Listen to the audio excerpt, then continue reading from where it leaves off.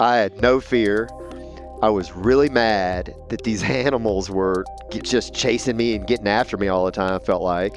I was scared that I was having to hide from them and run from them.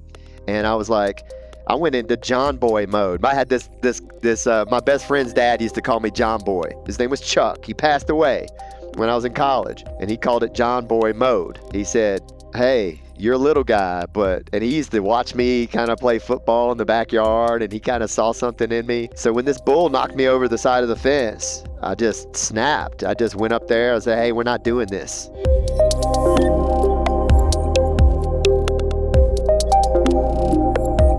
Some stories start with a trumpet and end on a wrestling mat. Others begin with a grizzly bear and a bull charging at full tilt. And then there are those forged in icy canyons, where a broken leg becomes a lesson in love and teamwork. Today, John Grover threads these wild turns into a single fabric: agency, belief, and the courage to choose your own path.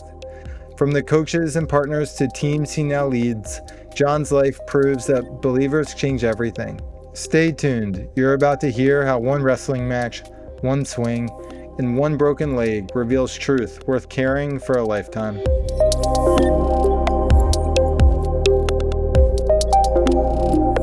John, welcome to the One Away Show. Thanks, Brian. Happy to be here. It's always a good day when you get to speak with Mr. Grover. So, John, what is the one away moment or one away moments that kick us off that you want to share with us? You sent me a little prep sheet, and so I've been thinking about this, and I can't get it to one moment, Brian. And so what I've got here, and I hope this is okay, I've got 3 moments. Taking advantage of the show format, but I like it. And I love this. It's interesting to do a show format like this. The first moment was when I was 14 years old. I'm calling this one wrestling match away. Okay. All right. I'll give you a little backstory. I am from Auburn, Alabama. I grew up with academic parents. Parents were PhD professors at Auburn University. And I think they'd own up to this, a little nerdy, right? Like I had 3 sisters. They were all sort of playing musical instruments and doing really well in school. And here I am, this wild cat in the house, right? The only boy. And my parents didn't know much what to do with me. So they had a plan for me, though. And that was to have me be a musical virtuoso, get straight A's in school. Okay. Maybe carry the torch for academic excellence in the family, right? Advanced degrees and all the rest. So that was the path I was on. Flash forward to when I was 14 and 9th grader in high school. All right. And I was in the band. But I was also had this feeling in me, this wild spirit in me. And I would love to play like backyard football and wrestle my friends in the yard. And I just kind of had this rambunctiousness it kind of stuck out in my house, right? Different energy. And so the wrestling coach at my high school heard about my reputation for getting in trouble, maybe. And he got me to come out for the wrestling team. And I don't know what you know about, and I'm still in the band now. It's not that cool to be in the band and the wrestling team, okay? It's not like you could do those 2 things together. That's not really, for one, wrestling is too hard. And for 2, it's like, the other guys on the team are merciless, right? About you carrying a big old trombone, a trumpet case around and stuff like that. It's just not where you want to be in the band and on the wrestling team. And for me, the wrestling team is where it was at. I remember watching Conan the Barbarian, the movie, and being like, that's what I'm doing. Okay. Yeah, let's go. Let's get after it. And so what you got to know about wrestling is it is a meritocracy. Okay. There's no real politics in wrestling. You wrestle off for the varsity positions at your school, right? Like if you could beat the varsity wrestler in your weight class, you get the varsity spot. It doesn't matter if you're a brand new 9th grader or not. And so, but I wasn't thinking about this. I was just trying to learn moves. And about 6 weeks into the season, I was loving it. I felt like I had found my tribe, but I was still in the band and trying to juggle these different things. My wrestling coach in the middle of a practice, Brian, he he blows the whistle. He said, "We're going to have a wrestle off," because we had a tournament coming, and I wasn't thinking I was going to get a shot to wrestle off for the varsity spot. He said, "Grover, you're going to wrestle." His name was Scott. You're going to wrestle Scott. All right, for the spot for the varsity spot in your weight class coming up for the weekend tournament. And the whole wrestling team, they just stop, right? Because that was our favorite thing, to see some gladiators going at it, right, for the varsity spot. So they all got cemetery quiet. All right, you could have dropped a pin and heard that. So, and I'm getting a little nervous. I'm like, whoa, I don't know if this is where I belong. I don't need to be doing this. I'm about to get murdered. But this guy had real chest hair, Brian. Okay, this guy was I felt like I was wrestling a grown man and I was a baby, new to the new to the whole program. And my wrestling coach, he kind of gave me a wink and said, "Hey, I think you do okay." And then we started doing it, and I had to win 3 out of 5 matches that day, and they were shorter matches. And the first one, I just messed around and kind of got after it and went for broke, and everybody was kind of rallying for the underdog, and I beat him. I actually beat him, right? And then, okay, so then I get into the next match, and it's kind of back and forth. And like by this time, this guy, this junior, he's having no part of it, and he's giving me the business. He's like, try, he's just roughing me up pretty good. But and so we're kind of tied going into the final, I don't know, 30 seconds of the match, and then he kind of does this move, and I just sprawl back. I didn't let him get in on my legs, and I just spin around him, and I got the 2 points, and I won the second match. And the wrestling room just goes crazy. And now I start believing. And my wrestling coach started believing. I could see it in his face, and he was saying, "Oh, we got one here, okay." And everybody was giving this upperclassman a hard time. And maybe the rest is history. Like the third match, I just wasn't looking back. I saw myself as a varsity wrestler starting uh, in that upcoming tournament, and I just mowed through them and won the varsity spot as a freshman wrestler, like 6 weeks in. Kind of a fluke a little bit, but not really. Mostly just like I knew 2 moves and I knew them pretty well, and I just they had nothing to lose.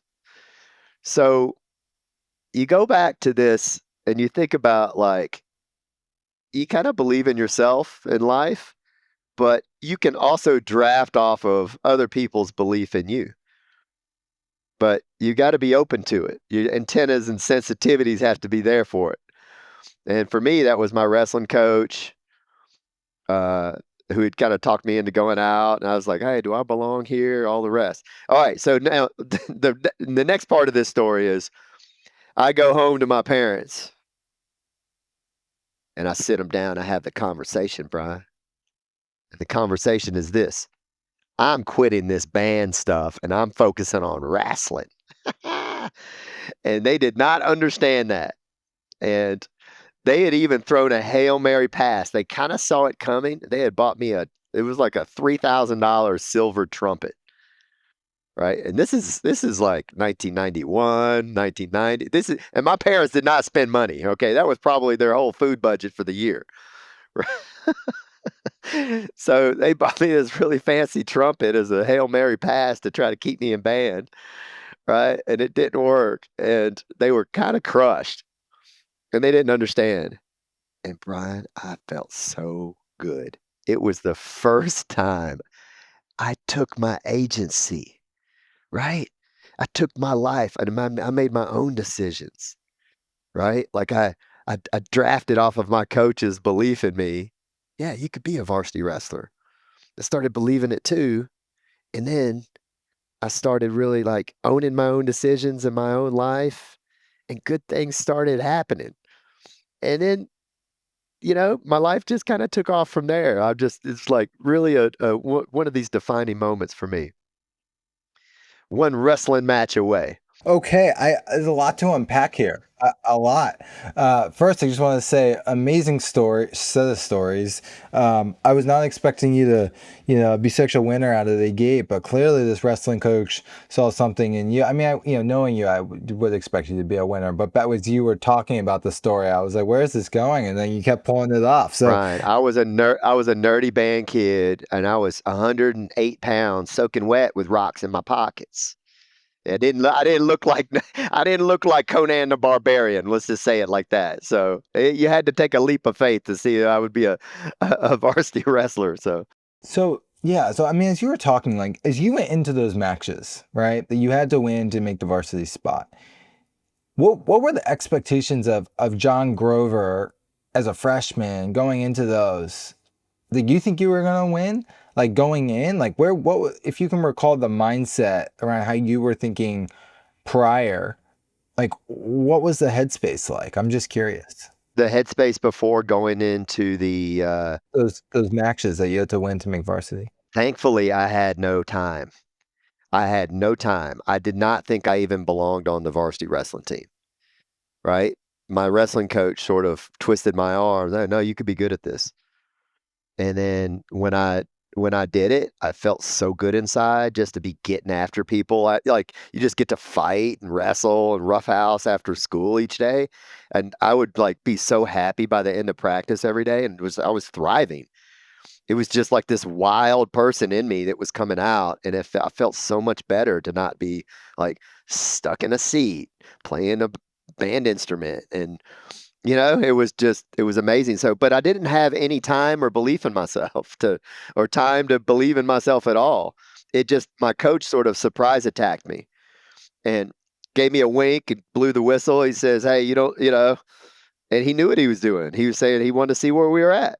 This boy's doing pretty good. I want to see where he's at." Okay.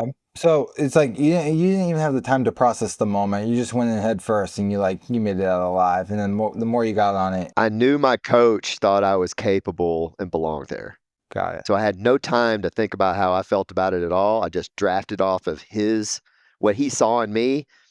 Cool. Okay. He thinks I'm ready. Cool. I have no time to even dwell on it. Okay. That's pretty awesome. So there's a question I want to ask you about your coach. But before I ask you about your coach, the other question I had is you said something about when I rejected the $3,000 trumpet, I took agency for the first time in my life. Up until that point, did you struggle to kind of take agency, or was this just like the first opportunity that you saw to take full agency? Like, unpack that for us. Struggled. My parents had a plan for me. And it was to be like, and it was the same plan my older sister had, to be really good in school, not to play sports really, be like playing a bunch of musical instruments. That was their plan for me, but I was a different human being, and I just kind of went along with the program. Um, and it felt bad. It felt like, I don't know, it kind of felt victimized, like a victim. It feels bad when stuff is happening to you. You want the locus of control. They talk about this in behavioral science, right? Like you want to be able to like feel like you have control of your circumstances and you're making your own decisions and you're being the person that you want to be. That what you think is cool is coming through your activities. Interesting. And playing a band instrument wasn't in my imagination of what I thought was cool. So at all. Or neither was like, being especially studious. So your parents had this plan. You kind of rejected the plan. Rejecting the trumpet was kind of the ultimate, rejection. But you knew maybe up until that point, hey, I don't want to be like what my sisters or about how my parents saw my path. I wanted to be different. So my question for you about your coach, was your coach more like, was it wrestling that you were more drawn to, or was it the coach that was a bridge into being an agent for your own life, and wrestling was the function that ultimately allowed you to pursue your own agency? Does that question make sense? Like, how much was it this coach who believed in that you saw a gateway to, taking agency versus it being just wrestling as a sport because you loved it? He didn't know about all the stuff that was going on at home at that time. And it gets deeper, by the way. My parents are deeply religious, LDS Mormons. And I didn't feel right for me either, right? Like I kind of just went with the flow and you're sort of born into this thing, and I ended up breaking away from that. And part of this is in this book that I'm putting together right now about all these believers in my life. And so my wrestling coach thought that I had, through through my reputation that I was getting around town and schools. It's a small Alabama town. He kind of knew me, and he was my middle school PE teacher, and kind of we had done some wrestling, and he kind of knew me, and so he thought that I would be a good for the team, and he was just kind of recruiting. And for me, I didn't think about wrestling at all, but I wanted to just be a warrior. I wanted to be I wanted to play football. I wanted to just knock heads and scrap and get after somebody and do hard things. It made me feel so good to do push-ups and to do hard things. And like I just loved it. I loved the pain of it. I love the exertion of it, the exhaustion of it, the scariness of it. I love the confidence I got by living through all this stuff. Wow, that's awesome. That's cool. I mean, it sounds like this coach was, yeah, a gateway in molding yourself into a more aspirational, role of that you saw for yourself, and wrestling helped you get there. And not only that, you were pretty darn good at this sport that you didn't know you were so good at. So that's really special. And no, I knowing you this long, I did not know about breaking away from LDS, or maybe you told me early on. But that's cool that this coach was a first believer of sorts in your life. Yeah, it was kind of like the first time I sort of took control of like, hey, no, this is what I'm going to do. I'm going to assert myself. I'm going to live for my own values. Like, who am I? What do I want to be? What do I think is impressive? Right? Instead of living for the extrinsic validation of my parents, it was like a really early time to like take control. Absolutely. So on that note, John, you mentioned there's three moments, so we have two more. But before I do, I mean, before we shift to the next moment, like, where did your wrestling career take you? Like, give us help us understand kind of what you were able to grow to, because I know it's pretty extensive. But for those listening, like, what did this believer enable and instill in the pursuit of your growth and potential? So I've kind of got off to a hot start as a ninth grader. Got my varsity letter. I won about three-fourths of my matches my freshman year. I was pretty good. But I couldn't beat the top, say, 20 guys in the state. And nothing changed, Brian, for the next 3 years. I just was the same. I plateaued and did not get any better. And in my wrestling coach's mind, I was going to be the golden boy. And it was going to be like nobody had ever won a state championship in my high school in wrestling. It was football and ball sport, basketball, it's the South. Football is king, and baseball and basketball, those are fast runners up. And wrestling is sort of a Midwestern thing. And so, uh, my wrestling coach had wrestled back in the SEC when that was a thing before Title IX and all that did away with that. So he was a college wrestler and he wanted to do better. Um, so he sits me down my senior year. He said, all right, Grover, what are we doing? How much of your potential do you really want? I said, all of it, coach. He said, no, no, no, no, no, no, no, that's too fast. You need to go think about this. So he made me go home, think about it for several weeks. I came back. I said, I'm ready. I want to do this. I got one shot at being really good. He said, and we didn't really talk about winning state or anything. We didn't have, he said, okay, you could be really good. You could be the best that's ever wrestled here at our high school. But it takes what it takes. So state champions do state champion stuff. So he created this magic question for me, Brian. And that was, is this thing I'm about to do going to make me a state champion? No, don't do it. Is it going to make me a state? Is this thing I'm going to do? Oh, it will? Okay, let's do that. Is this food I'm going to eat? Is the time I'm going to go to bed? Are these people I'm going to hang out with? Is this beer I'm about to drink? Right? It was life got simple. I had a priority. And by the way, I thought my girlfriend was going to dump me because like I was really focused and didn't care, right? Like I just and it worked the opposite. I thought I was going to lose all my friends and because I wasn't socializing. They all they all loved it, right? Like they didn't want me to be out partying at the keg parties and the like my girlfriend loved it because I was just so focused and ambitious and driven. And I I realized that if I wanted to be a state champ and the best that it had ever been at my high school, I had to do different things than what I had been doing. And it's going to take 20x more ownership, focus, effort, and intensity that I had been giving it. Okay. Kind of been cruising off of the hustle and the scrappiness and all the wild, sort of, you know, wild man stuff.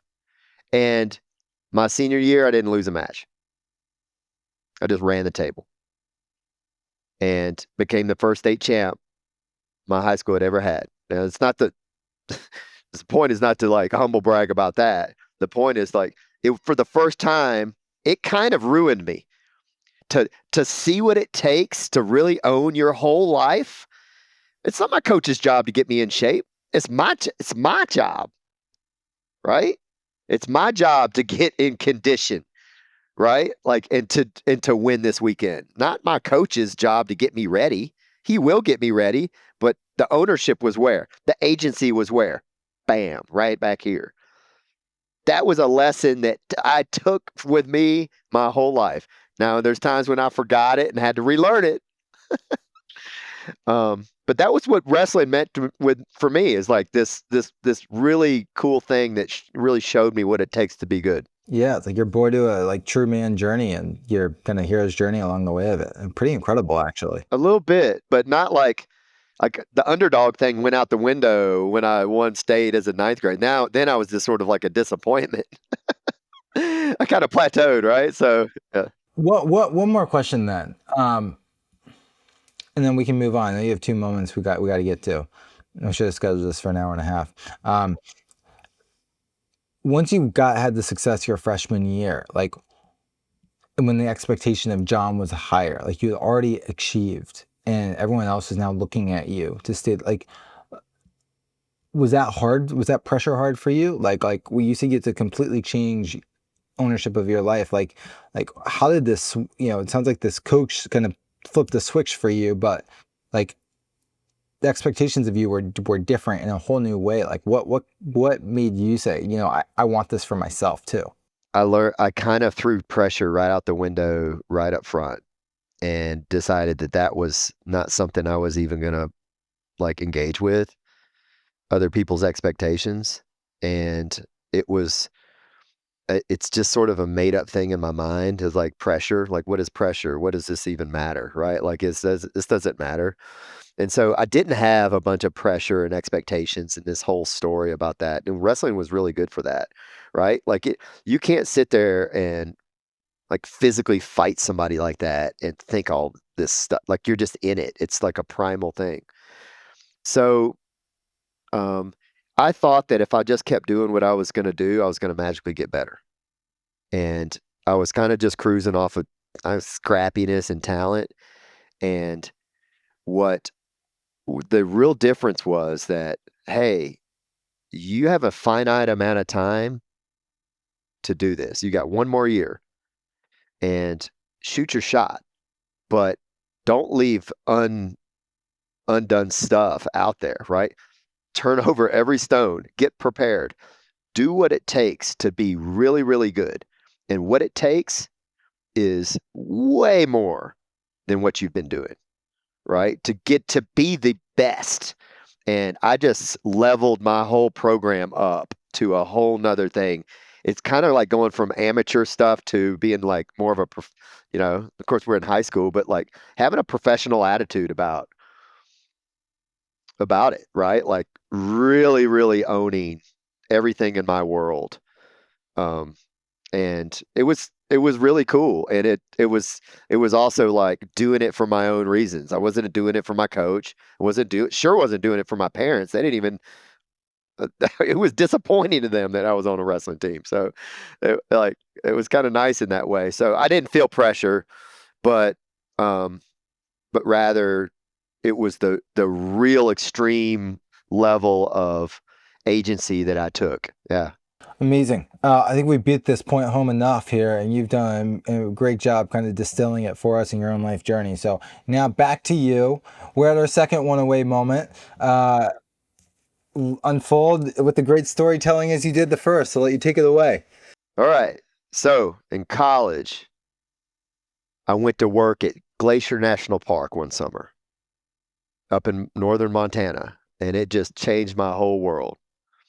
This story is about one swing away. Now, I'm not going to tell the main story, but the main story is a grizzly bear attacked one of my friends that when we were out hiking and mauled him, hurt him, and it was really scary. And there was four of us that went through it all. We got out of the woods, and Kevin went to the guy that got mauled, went to the hospital, and it was this like really scary thing that happened at the beginning of the traumatizing thing that happened at the beginning of the summer, right at the beginning. And so here I am, supposed to be out here in this awesome national park for the whole summer, but now I'm too scared to even go in the woods because there are bears. Like I don't know what you know about Glacier, but there are bears and wildlife everywhere. It's wild. And they tell you, oh, you don't have a very high odds of getting hurt. Like the first, the first hike we went on, basically, the bear mauls my homie, so right in front of me. So it was crazy. So I'm not really here to tell that story. That's gonna be in my book, and it's all there. So the same way my wrestling coach kind of believed in me, kind of challenged me to take ownership of my life. We had this little squad of people at the little lodge that we worked with. And we were all scared from this story. It really hit home for a lot of people, even the people that weren't on the hike that I was with. And the summer was all about us getting back out there, getting back on our feet, camping, going out in the woods. And even with risks and fears and uncertainty, it is scary to sleep in a tent in the mountains when you know there's grizzly bears around. There's plenty of stories of grizzly bears pulling you out of a tent and eating you for dinner. There's stories, real stories from the locations that we were at of this happening, right? And not even that long ago. So this was all about us as a young adult group kind of getting ourselves back at it and back on the horse, so to speak. Now, one of these people was my girlfriend for this. Like we kind of paired. Everybody had a sort of a romantic thing going on, such a dramatic summer. And my the girl that I was sweet on, her name was Allie. She was amazing. Still know her. She's an incredible human. And uh she was sort of that person to sort of like, hey, you got this. You can do this. And she was really patient with me, but she also kind of had that believer mindset in me, same as my wrestling coach, right? Like, oh no, you could do this. And it was just the sweetest thing looking back on it. As 20-year-olds, she was 19, I was 20. All right. So her parents come up from Salt Lake City and were staying in the park, and she wanted me to meet them and go to dinner with them. And this is like this is like a month after the big bear attack and all that. So I'm out fishing for the day because I wanted to fish and catch these. I'd heard about this one stream in the Indian reservation that was near the park. And I had to hop a fence and I went and fished this river. It was amazing, Brian. I was wearing them out with my fly rod, big rainbows. I was ripping lips. Okay. Facts. All right. Busting trout. And when you get those fish rising to your fly, you forget you have no situational awareness, basically. So I look up and it's time to go because I got to go get back for dinner, and I got about an hour drive. Okay, and a big old rodeo bull has snuck up behind me. Big old black Angus bull. That's right. Between me and the fence that I got to get over to. All right. And this bull, I don't know if you know about cows and stuff, but they not really. Some of them are kind of bad tempered. Okay. And this one had bad intentions, and he was shaking his head, and they lay their ears back, and he was snorting. He paws the ground just like a movie, really. And I thought, ooh, I got to get to that fence. I bet you I could get to it. All right. And so I take off kind of at an angle, right? And the bear's probably 30, 40 yards away. That bear's just, I mean, not the bear, the bull, this big black rodeo bull comes, trotting over to me while I start running to the fence, right? And my bet is I can get over that fence before the bull gets me. I get one leg over the top of that fence. I throw my fly rod. Next thing you know, I'm on that Montana aeronautics program. Okay. I'm just flying through the air, spinning around. Okay. And that bear hit my one leg. It was like I had straddled the fence, and he just knocked me to the other side of the fence, the safe side of the fence, and flipped me off of it. And I said, damn, man, what is it with these animals, man? Okay. And something in me snapped. I just took agency. I was like, I've been hiding from bears. I've been scared. Now I got a bull getting after me. Then I felt like, that little scrappy kid, that wrestler came out of me. I jumped up on that fence. Mind you, I didn't have to do this. I was safe. I jump up on this fence. I grabbed this big 2x4. It was probably a fence board that was laying around. And I just go right across that bull's head. Bam! As hard as I can. Like a baseball swing. One swing away, baby. Okay? And I popped that bull right across his snout. All right, that's right. And that bull, he shook it off a little bit. Kind of felt like a brick, It was it didn't hurt him, right? So, but he just kind of, made a noise and sort of walked away. And I felt that agency, that control come back to me. You know what I'm saying? Rather than just getting pushed around out here in the world, bears attacking us, we're hiding and playing dead, we're doing all these different things, right? I got bulls chasing me, right? Like, no, I'm fighting back. We're playing offense now, okay? And so that was the feeling that I got from that one swing away. So then I cruise back to, back to dinner. I'm kind of like bruised up because I fell off the fence. The bear kind of slapped me off the side, helped me off the fence off the top. And I never forget Allie's her stepdad was like, "Hey, how was fishing?" And I just remember kind of winking at Allie as like, it was kind of eventful, or something like that. And just then I told her the story later, and she was like, "Oh man, you got to be careful." But so that was back to again back to this taking agency, regaining control, right? Like one swing away, like I've had enough, Let's do this. This chapter is going to be titled "The Bear and the Bull." The bear and the bullshit, maybe. I don't know. Like one, it should be titled 1 inch from dumbass, from badass to dumbass. Maybe that's Oh my God. I've never laughed harder in a long time. Uh, First off, love Glacier. It's my favorite national park. So I definitely got some nostalgia as you were sharing that story. Unbelievable. I felt like Brian. I felt like I was drowning a little bit out there. Then I just remembered I can swim. You know what I'm saying? Like, hey, I could do stuff. Hey, feel this. Bam. You know what I'm saying? I'm going from victim to like playing offense. Yeah. Interesting.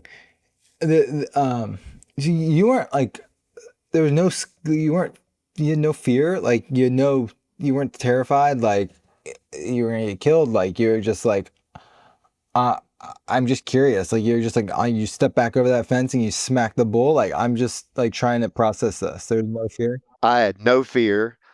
I was really mad that these animals were just chasing me and getting after me all the time. I felt like I was scared that I was having to hide from them and run from them. And I was like, I went into John Boy mode. I had this my best friend's dad used to call me John Boy. And he used to tell me he was one of these believers. His name was Chuck. He passed away when I was in college, and he called it John Boy mode. He said, "Hey, you're a little guy, but," and he used to watch me kind of play football in the backyard, and he kind of saw something in me. And so when this bull knocked me over the side of the fence, I just snapped. I just went up there. I said, "Hey, we're not doing this." You know what I'm saying? We're reestablishing the pecking order right here, and I just felt like, hey, I was going to get the last word on this, and take control of the situation. I just was going to fight back and not just be kicked around. There are things that I can do. I'm not going to just drown. I'm going to stand up. The water's not that deep. I'm going to swim. I'm going to fight. I'm going to do stuff. I'm not going to just play dead. So, and have the world happen to me. Unbelievable. Truly, truly unbelievable. I'm sure Allie thought you were an absolute hero as well. She's like, who's this guy I'm dating? Like, well, this man stood up to a bull. Like, what an inspirational moment. I don't think she thought I was a hero. I think she was the hero, by the way. She was not scared of anything. Okay. And she was kind of really patient with me and kind of coaxed me back, and she didn't rush me back. But I had never met anybody like her. Like, she is like, I'd met sorority girls and kind of ladylike, sort of, um, I don't know, like people like my sisters. Is like, she was super outdoorsy. She had more courage in her pinky little finger than I had. I felt like than I had, but she kind of believed in me, right? And she did. She thought, well, hey, no, you got this. You're awesome. And I drafted off of her belief in me, and like, no, okay, I can get out here. I don't have to go home and run from this whole thing. Then what? You're gonna go run home and bail on your summer in Glacier and then be scared of bears your whole life? What are we doing? Like, let's get back at it. So talk. Okay, maybe can we do like a sidestep here? Um, and I want to get to your third story. You've talked about your coach now, who you said you drafted off their belief in me. Like you like were energized by that person's believing in that you can do it. Your coach was that example. In a way, you said Allie was this example for you, and because of the things that you saw in her. I'm curious for you, unless this is your third story. When have you drafted belief in someone else, taking upon the agency that you've drawn from others in your own life and your experiences?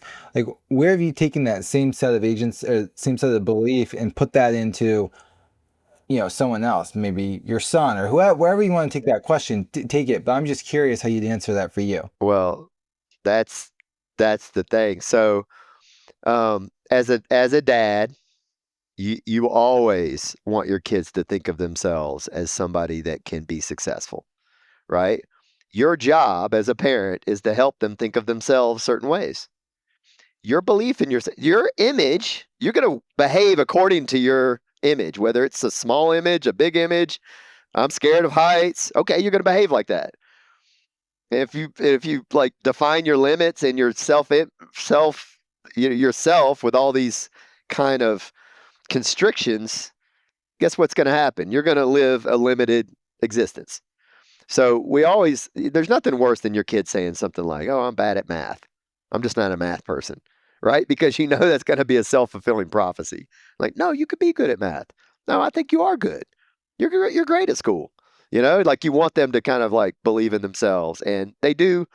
They know you have credibility with your kids. So anyway, my son, much to my chagrin, didn't want to be a wrestler. He's 20 now, by the way. He's graduated from high school. He wanted to be a football player. Okay. And so I thought back to my parents and how they kind of like had a plan for me, and I went my different way. I said, man, let me just not repeat history. Let me support my son and meet him where he's at. So football was his thing. The only problem is I didn't pass along very good football genetics. At least, well, he's a great football player. He's just not very big. So, um, so flash forward like to his like in his high school, on his high school football team, he starts really, really buckling down and kind of owning everything in his life. I remember he wanted to put a weight vest on, and we would run I have a house up near Lake Tahoe, and we would run up the mountains, and we watched Rocky Four, and he was just like really training and getting after it. And guess what happened? That, that fall, because he had that magic question. Is this going to make me a better football player? No, I'm not doing it. You know, if the answer is yes, I'm doing it. And he won MVP of his whole high school football team. He's starting quarterback, the whole deal. And it was incredible because he kind of started as the water boy and just like worked his way up. And it was, I won't say, I'm not trying to take credit for it, but, you know, he would ask me, hey, you think I could do this? And absolutely, you could do it. And I would know. Okay. I'm the first person that met you, son. Okay. I know all the stuff that you can do. Yeah. So anyway, this just looks like it's kind of like a sweet dad story, but think about it at work. There's also been people at work, you know, individual contributors that are like really pretty good, employees. And you say, hey, you could run a team. No, I don't think I want to do that. I don't think that's for me. I don't want to manage people. Like, well, why not? You're already a leader. People already come to you when they're stuck.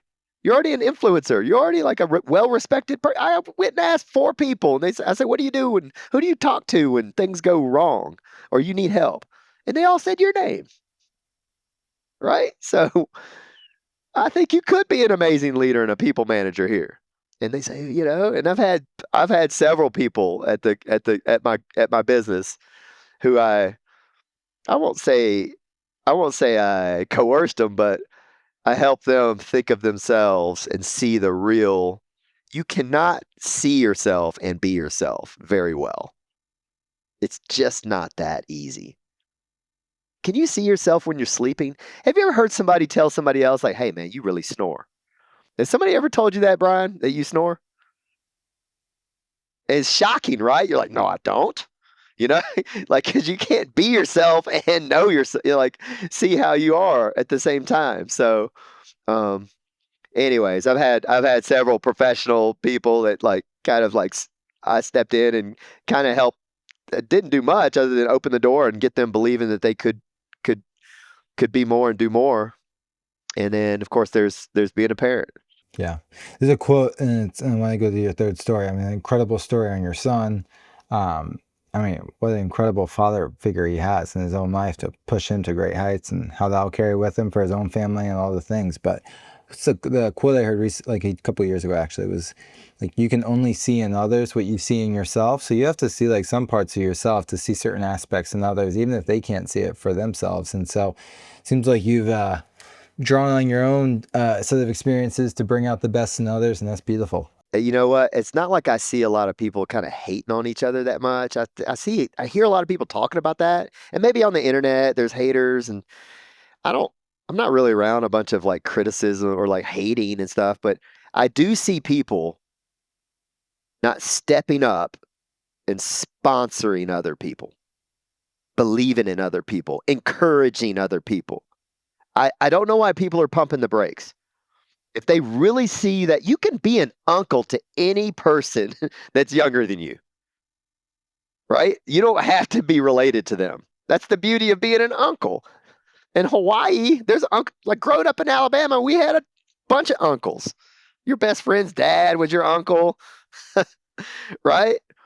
So I don't know why people think that's overstepping their boundaries, or I haven't really understood this, but my hope is that through some of these stories and this book project that I'm working on, talking about this stuff, that it inspires people to go ahead and step into that role. Really, really help people believe in themselves. And it's got to be earnest. You got to really believe it. But if it's there, do something, say something. Yeah, I absolutely love it. I think it's special. I agree. There's not enough people who know how to support other people through certain aspects and moments of their life. And you always remember people who stand beside you in certain moments of struggle. If you're a founder looking to grow without raising capital or giving up control, Relent is built for you.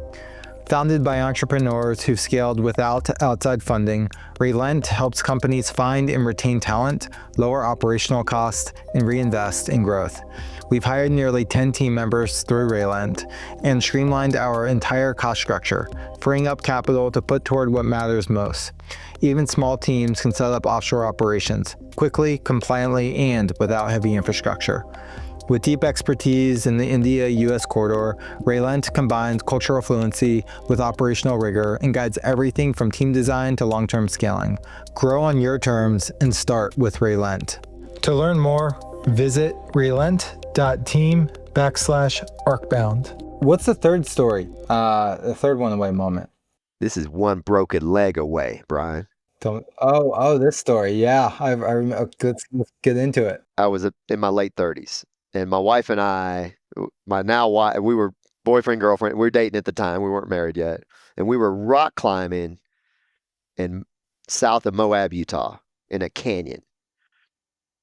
And to say we were rock climbing is probably a stretch. We were doing more something. There's a sport called, or a recreation activity. I don't know if it's really a sport, called canyoneering, where the idea is that you start in a canyon and you rappel down into it and down climb down into the canyon and you traverse it and then you get yourself out of the canyon downstream. That's called canyoneering. And there's lots of obstacles and like, anything could happen down there. You've seen that movie where the guy he got stuck in a canyon and had to cut his arm off. Have you seen that movie? It's about there's a really cool, I think it's like 48 hours or 20, anyway, it's like you're almost like on the moon. It's like a bad thing if you get in there and you have an accident. So, all right, now, so to tell you about rock climbing, it's very much an individualistic sort of sport. Don't help me. I'm going to do this by myself. Okay? I'm not even going to look at the route. I'm going to on-site it. That's a nicer style, is to on-site a route. You don't have any information on it. All right? You're certainly not pulling on like ropes. All right? You're supposed to climb it, just the rock, free climb it. Right? And so it's very much about individual performance. By the way, wrestling is a little bit like that, you know? And so it was it was Sarah and my buddy Griff, who was kind of a rock climbing guide and knew the area. And he's way better rock climber than we were. And he lives in Moab, and we camped out on the rim and we start down through here. And I told Griff and Sarah, I say, hey, I want to lead these next few pitches, meaning I want to make the decisions. I want to route find down through here, and some of the stuff you down climb through these like kind of sketchy places. And then sometimes you need to set up a rappel and with an anchor and then rappel down through these because they're too hard to rock climb down. And so I was down climbing through a section that I probably should have been rappelling, but I thought I could do it. And I thought, well, worst case, I'll just jump down 15 feet into this, what we call a pothole, which is a circular hole of water in the sandstone, right? Where the water pours down in through there and it kind of drills out these holes, these big, call it 12-foot wide, pools of water in the sandstone. So and we had been jumping in those a little bit on that trip, and most of them were pretty deep. So I thought I'm just going to jump in here if I get in trouble and I can't down climb this. So I start to fall and on my down climb and I jump. So I said, okay, cool. I'm just going to jump in.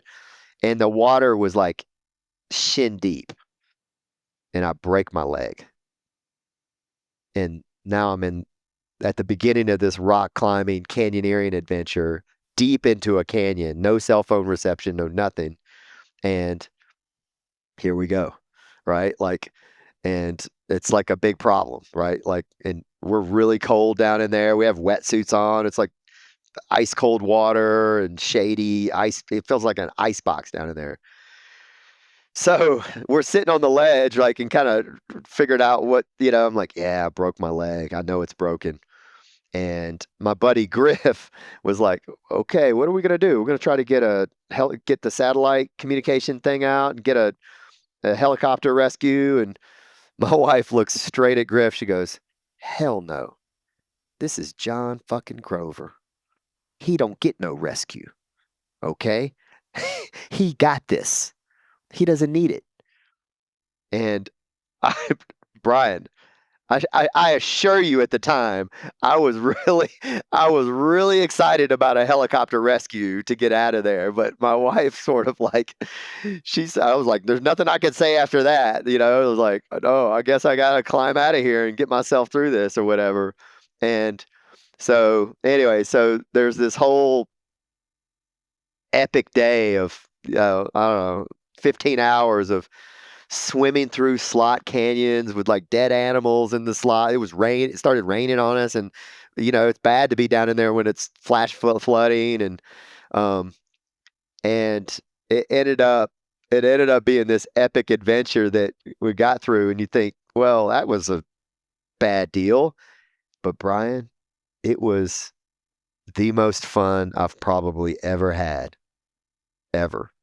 Like doing a recreational activity like that because of the teamwork, because it was like losing the whole me individual performance thing and really embracing the dependencies of the team, right? Like I would slide down this thing and she would catch my good foot, right?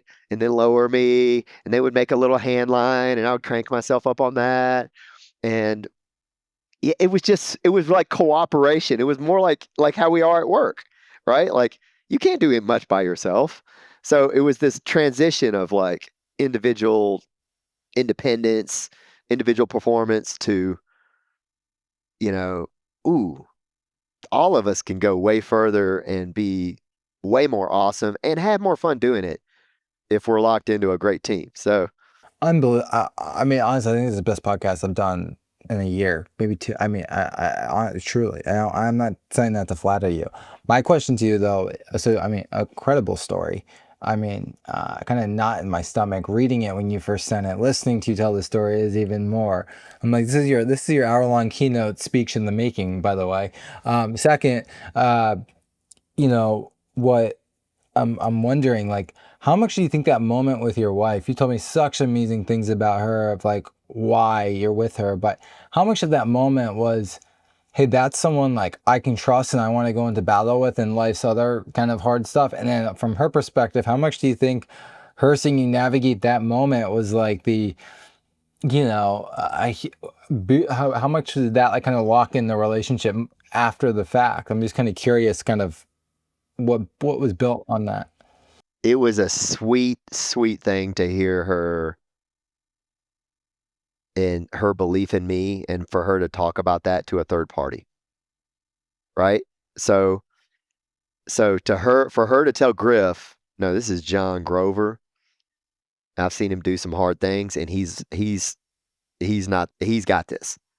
To hear, and she wasn't telling me, she was telling a third party. This is third party feedback, right? If you go back and you tell a member of your team, hey, Grover was, let me quote Grover, he was bragging on you. You know what I'm saying? Da, da, da, da. That's going to mean more than me even giving your team member a feedback directly. You see what I'm saying? So it was like her belief in me, but expressed through a third party, and me as a witnesser of it, right? It was like it was amazing. So you think about this at work, like you can give people feedback through back channels. You want to give somebody recognition, you can tell somebody that they respect how good they are, right? And it will get back to the person. And that's a really, really credible, amazing way to hear it.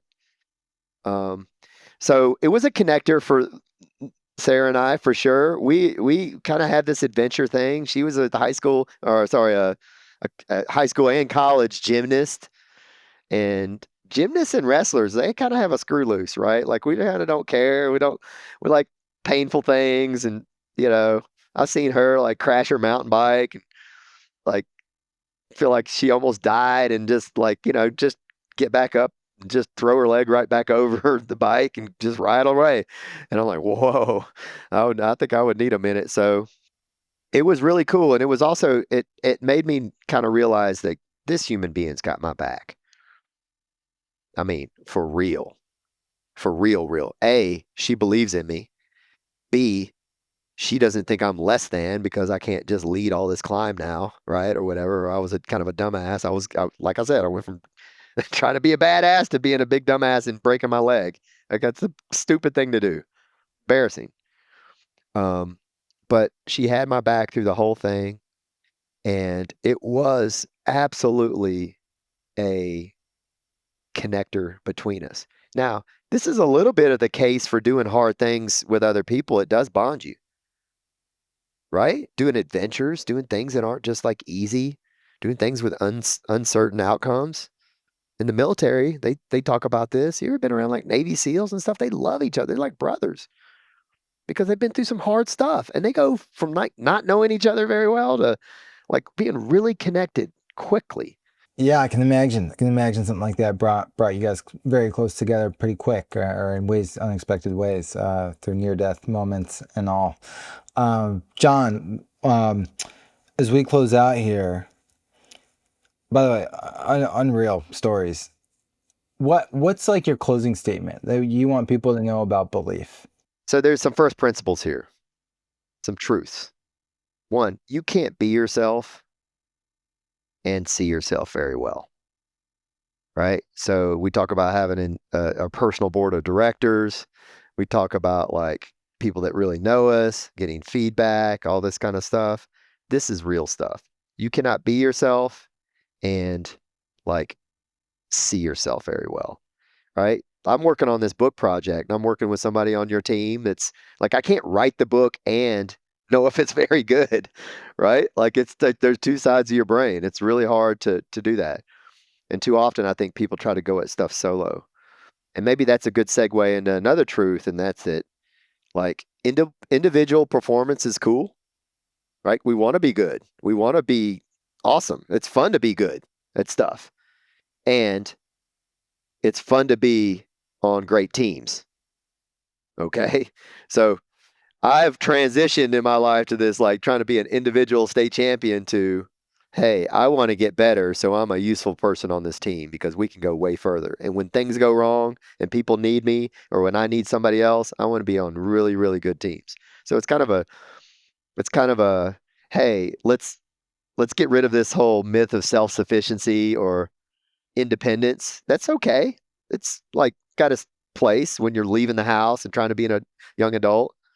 But for me now in my life, I'm looking for ways to depend on people, great teams to be on, because that's where that extra high A, fun, B, performance is at, right? Like that really, like it's way more fun surfing with a group of homies or with my son than just by myself, right? So, and then the last one is that find your believers, find those people that really sponsor you, and you can even ask them, right? And give them permission to step up. Hey, when you need a little support and help and belief in yourself, you can encourage them to step up and then be the thing. Do not wait. You see a young person around you that you think could be really good? Tell them. Sponsor them. Psychologically sponsor them, right? You're not going to overstep your bounds. You're going to make their permanent record. You're going to be in their believer list, right? And they can't see themselves. So, green lights on that stuff. Do not wait. Go ahead and go for it. You have nothing to lose. And be the thing. Be that believer. Unreal, John. We'll do a follow-up episode on all the work you're doing in the world today to drive teams and use this powerful storytelling and belief set of yourself to bring into cultures and recruiting and all the talent that you do. So we'll get there. But this is starting to connect in a very beautiful way. John, where can people find you, reach out to you, get to know you? It's a good question. So I am I'm in the throes of a book project. I keep talking about this, and that's why a lot of these stories are sort of top of mind. And I'm also in the throes of launching kind of my own personal brand and putting that stuff out there. So I actually don't have a great web presence yet, but I do. I am on LinkedIn, and we could put that URL maybe in the show notes or something like that. that's a great way to reach out to me in the short term is connect to me on LinkedIn and um, stay tuned because I've got more stuff coming out and it's sort of bubbling out of me as I reflect back on some of these stories and things in my life that have really helped me.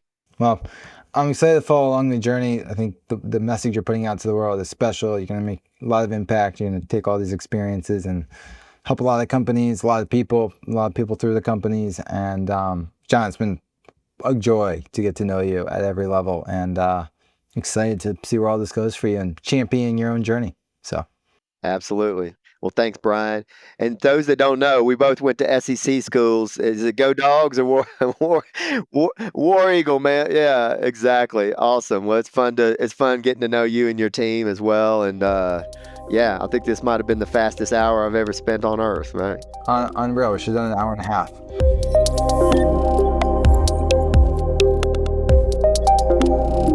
We've wrestled through high school gyms and bull pastures, trekked towards Glacier's wild trails, and limped through Utah slot canyons, each moment proving that belief is stronger than fear.